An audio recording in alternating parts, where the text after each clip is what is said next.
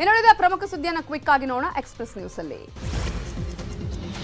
2 ಅಡಿ ಜಾಗಕ್ಕೆ 2 ಕುಟುಂಬಗಳ ನಡುವೆ ಮಾರಾಮಾರಿ, ಕಲ್ಲು ದೊಣ್ಣೆಗಳಿಂದ ಮನಸೋ ಇಚ್ಛೆ ಹಲ್ಲೆ. ಚಿಕ್ಕಮಗಳೂರಿನ ತರೀಕೆರೆ ತಾಲೂಕಿನ ದೊಡ್ಡ ಲಿಂಗೇನಹಳ್ಳಿ ಗ್ರಾಮದಲ್ಲಿ ನಡೆದ ಘಟನೆ.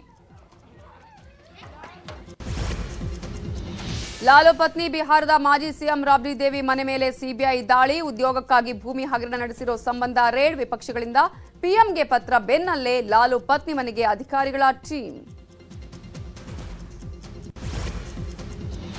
ಪಾಕಿಸ್ತಾನದ ಬಲೂಚಿಸ್ತಾನ ಪ್ರಾಂತ್ಯದಲ್ಲಿ ಬಾಂಬ್ ಸ್ಫೋಟ. 9 ಭದ್ರತಾ ಸಿಬ್ಬಂದಿ ಮೃತ, 13 ಮಂದಿಗೆ ಗಾಯಗೊಂಡವರಿಗೆ ಸ್ಥಳೀಯ ಆಸ್ಪತ್ರೆಯಲ್ಲಿ ಚಿಕಿತ್ಸೆ.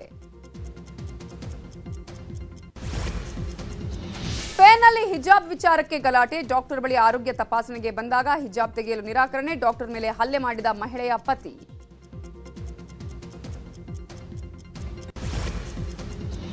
ದೇಶದೆಲ್ಲೆಡೆ ಹೋಳಿ ಹಬ್ಬ ಸಂಭ್ರಮ. ದೆಹಲಿಯಲ್ಲಿ ಹೋಳಿ ಮಹೋತ್ಸವವನ್ನು ಆಯೋಜಿಸಿದ ಕೇಂದ್ರ ವಿದೇಶಾಂಗ ಮತ್ತು ಸಂಸ್ಕೃತಿ ಸಚಿವೆ ಮೀನಾಕ್ಷಿ ಲೇಖಿ ವಿವಿಧ ದೇಶದ ರಾಜತಾಂತ್ರಿಕರಿಂದ ಹೋಳಿ ಹಾಡುಗಳಿಗೆ ಸ್ಟೆಪ್ಸ್.